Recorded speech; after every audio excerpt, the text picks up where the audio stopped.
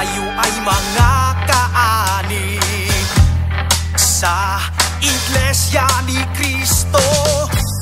Kaya tayo wag paaagaw sa diablo.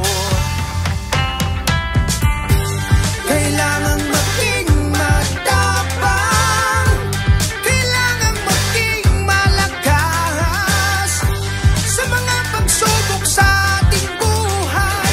Tayo ay magtagumpay sa mga pangako ng Diyos. Manindigan, hawak niya tayo ng kanyang kamay.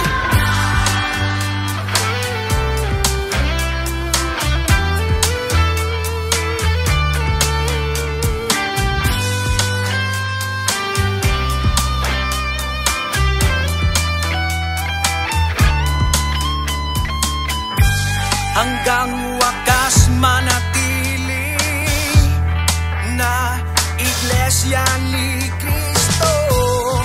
Dito nakasalalay